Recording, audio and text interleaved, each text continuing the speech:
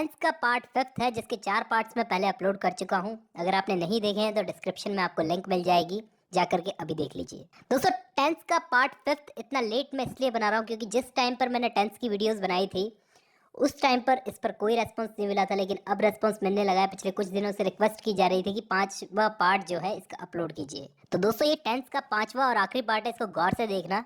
और हमारे चार्ट के हिसाब से हम लोगों को इस वीडियो में परफेक्ट कंटिन्यूअस टेंस को देखना है। तो सबसे पहले हम लोग प्रेजेंट परफेक्ट कंटिन्यूअस टेंस को देखते हैं। इसे शुरू करने से पहले मैं आप लोगों को इसके कुछ इंपॉर्टेंट रूल्स समझा देता हूँ, उसके बाद हम लोग इसको शुरू करेंगे। देखिए दोस्तों, इसमें क्या है, प्रेजेंट परफेक्ट कंटिन्यूअस टेंस में क्या होता है, पास्ट में कोई काम शुरू हुआ और अभी तक चल रहा है। प्रेजेंट परफेक्ट कंटिन्यूअस का मतलब तो यही हुआ, प्रेजेंट में भी कोई काम कंटिन्यू है। जैसे मैं सुबह से फुटबॉल खेल रहा हूँ, तो ये सुबह से खेल रहा हूँ और अभी भी कंटिन्यू है ये काम। दूसरा रूल इसमें ये है कि अगर हमें टाइम मालूम है कि मैं कब से खेल रहा हूँ, एग्जैक्ट टाइम मालूम है कि मैं 2 घंटे पहले से खेल रहा हूँ, तो हम लोग इस टाइप के सेंटेंस में सिंस लगाएंगे। अगर हमें टाइम मालूम नहीं है तो हम लोग फॉर लगाएंगे। मतलब काम का स्टार्टिंग पॉइंट अगर हमें मालूम है, मतलब सुबह 8 बजे से पिछले 2 साल 11 महीने और 5 दिन से, तो ऐसे सेंटेंस के अंदर हम लोग सिंस लगाएंगे। अगर हमें टाइम मालूम नहीं है कि कब से काम स्टार्ट हुआ, तो ऐसे सेंटेंस के अंदर हम लोग फॉर लगाएंगे। ये सब हमें तब समझ में आएगा जब हम लोग सेंटेंस बनाएंगे। तीसरा नियम, यहाँ पे हैज हैव के साथ बीन लगता है, मतलब हैज बीन और हैव बीन। और वर्ब की फर्स्ट फॉर्म के साथ आईएनजी लगता है क्योंकि यहाँ पे काम कंटिन्यू है। और सेंटेंस अगर नेगेटिव हो तो यहाँ पे हैज बीन के बीच में नॉट लगेगा, has not been, have not been. और इंट्रोगेटिव सेंटेंस के अंदर हैज और हैव सब्जेक्ट के पहले लगेगा। तो अब हम लोग सेंटेंस बनाना शुरू करते हैं, हमको सब कुछ समझ में आ जाएगा। सबसे पहला मैं एग्जांपल लेता हूँ अफर्मेटिव सेंटेंस का। आप पिछले 5 सालों से हिंदी बोल रहे हैं, तो अब इसको ट्रांसलेट करते हैं। आपको इंग्लिश में क्या बोलते हैं, यू, क्योंकि यू एक प्लूरल है तो इसके साथ क्या लगेगा, हैव। और हैव के साथ मैंने आपको बताया था हैव बीन लगेगा यहाँ पे। इस टाइप के सेंटेंस में यू हैव बीन। यहाँ पे वर्ब क्या है, बोलना, तो बोलने को इंग्लिश में क्या बोलते हैं, स्पीक। और स्पीक वर्ब के साथ क्या लगेगा, आईएनजी। तो यू हैव बीन स्पीकिंग। इसके आगे Hindi, you have been speaking Hindi. हमको एग्जैक्ट टाइम नहीं पता कब से बोल रहे हैं, 5 साल लिखा हुआ है यहाँ पे, एग्जैक्ट टाइम नहीं पता, तो 4। और इसके आगे लास्ट 5 ईयर्स। तो हमारा सेंटेंस बन गया, you have been speaking Hindi for last 5 years. अब इसी का दोस्तों एक नेगेटिव बना करके देखते हैं। आप पिछले 5 सालों से हिंदी नहीं बोल रहे हो, कुछ भी चेंज नहीं होगा। You have not been speaking Hindi for last 5 years. यहाँ पे दोस्तों हैव और बीन के बीच में नॉट आ गया, जैसा कि मैंने रूल में समझाया था। एक इंट्रोगेटिव बना के देख लेते हैं, प्रश्नवाचक। इसमें थोड़ा एग्जाम्पल मैं चेंज कर दूंगा ताकि सिंस आए। क्या मैं सुबह 9 बजे से गेम खेल रहा हूँ? तो इसका दोस्तों सिंपल ही बनेगा, have I been playing game since 9 AM। यहाँ पे दोस्तों सारे नियम हम लोगों ने अप्लाई किए हैं। यहाँ पे सब्जेक्ट से पहले हैव आया है, फिर बीन सब्जेक्ट के बाद में आया है, उसके बाद वर्ब और वर्ब के साथ आईएनजी। सिंस, सिंस इसलिए आया क्योंकि यहाँ पे एग्जैक्ट टाइम बताया गया है 9 बजे से।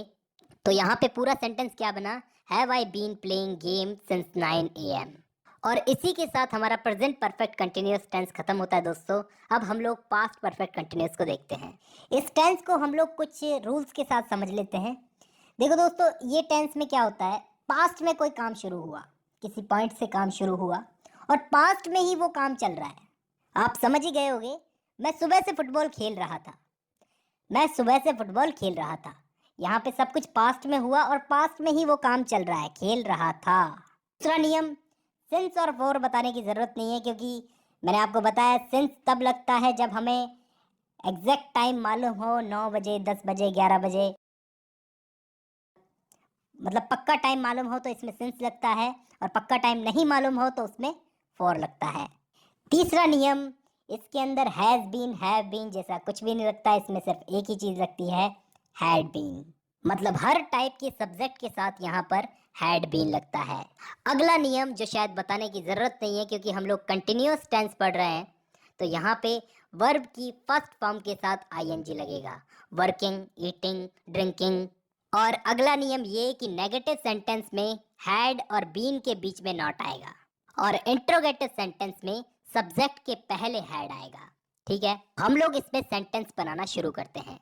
सबसे पहले अफर्मेटिव सेंटेंस, वो 8 बजे से किताबें पढ़ रहा था।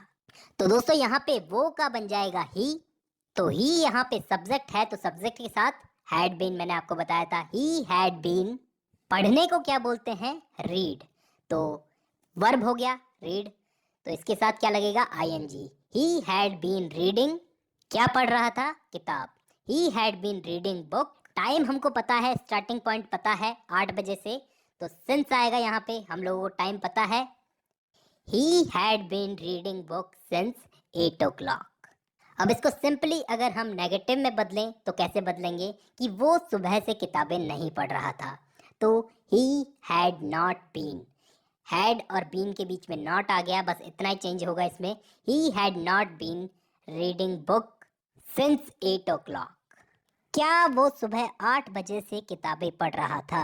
Had he been reading book since 8 o'clock। यहाँ पे सब्जेक्ट के पहले हैड आ गया और बीन सब्जेक्ट के बाद आया है और लास्ट में क्वेश्चन मार्क लग गया, और इसी के साथ हमारा पास्ट परफेक्ट कंटिन्यूअस टेंस भी खत्म होता है दोस्तों। इसके बाद दोस्तों last future perfect continuous tense. इसके अंदर दोस्तों हम लोगों को समझ ही जाना चाहिए कि कैसे सेंटेंस आएंगे। फ्यूचर में कोई काम किसी टाइम से शुरू होगा और फ्यूचर में ही वो काम कंटिन्यू रहेगा। दूसरा नियम यहाँ पे विल हैव बीन और shall have been, singular plural के साथ में विल हैव बीन और शैल हैव बीन लगेगा।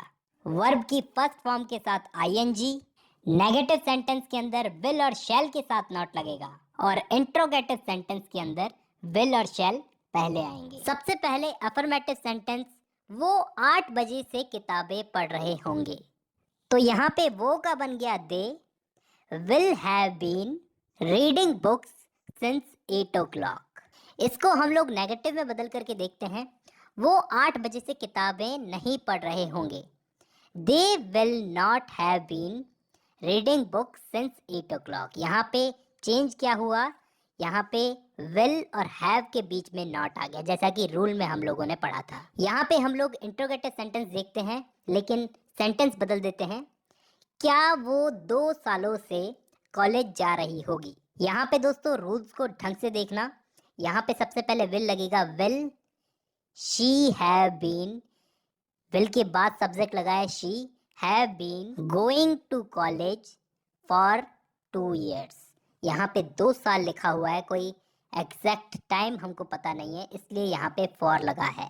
तो आई होप दोस्तों आपको टेंस समझ में आए होंगे।